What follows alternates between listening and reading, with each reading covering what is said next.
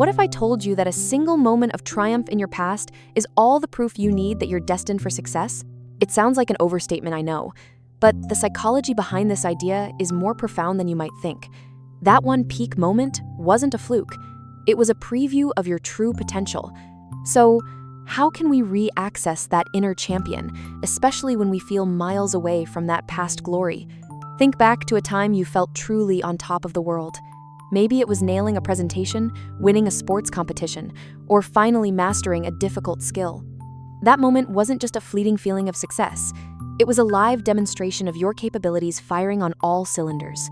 Psychologists often talk about the concept of flow, a state of complete immersion in an activity. When you were in that peak moment, you were likely experiencing a state of flow. You had a clear goal, you were fully concentrated, and the task felt perfectly matched to your skills. This wasn't magic. It was a complex interplay of focus, preparation, and mindset. For instance, remember that time you aced a difficult exam?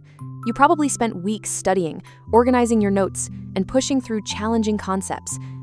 The A grade was the peak, but the real success was built in the unseen hours of dedication. That moment proved you have the capacity for discipline, strategic planning, and perseverance, the core ingredients of any major accomplishment. It's a psychological blueprint of your success, waiting to be used again. Here's a fascinating twist from psychology.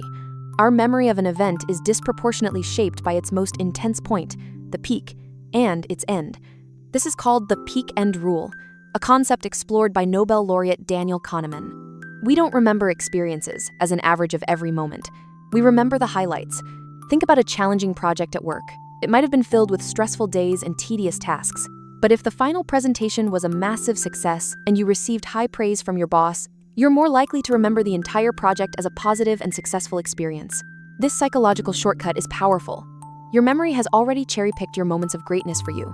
It's telling you, this is what you're capable of. That one peak moment can overshadow weeks of struggle, not because you're forgetting the hardship, but because your mind is wired to emphasize the victory. The highlight reel of your life isn't deceptive. It's a powerful reminder of what you can achieve when you're at your best. Our past peaks are the mental anchors that prove we can weather the storms. Now, let's talk about a cornerstone of success, self-efficacy. Coined by psychologist Albert Bandura, self-efficacy is your belief in your own ability to succeed in specific situations or accomplish a task. And what's the most powerful way to build it? Past performance, or what Bandura called mastery experiences. Every time you've succeeded, you've made a deposit into your self-efficacy account. That high five from your coach, that round of applause after a performance, that thank you for a job well done, they all count. Your brain doesn't just dismiss these moments. It logs them as evidence. Imagine a toddler learning to walk.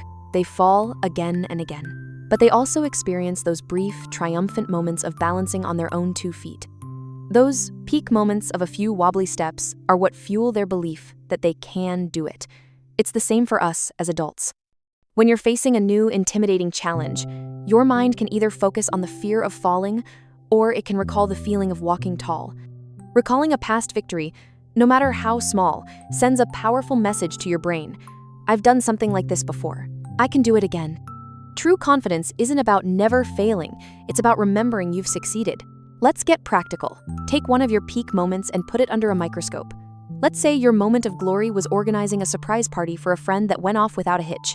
What skills did you actually demonstrate? First, you had vision. You pictured the end result, your friend's happy face. Second, you used strategic planning.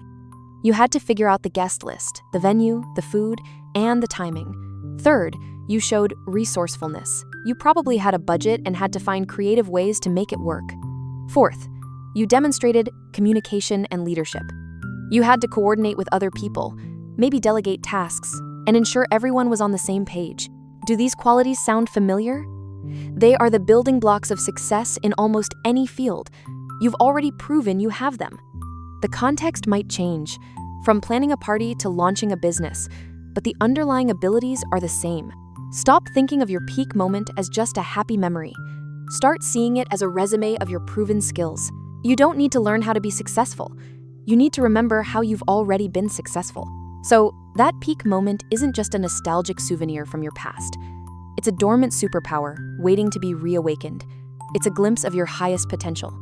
The qualities that led you to that peak, the focus, the grit, the creativity, the courage, they didn't vanish. They are a fundamental part of who you are. Life can be draining. Setbacks and routines can make us forget our own strength. We start to believe that our peak was a fluke, an exception to the rule. But the truth is, the struggle is the exception, and your potential is the rule. Your past success isn't there to taunt you, it's there to guide you. It's a compass, pointing towards your true north.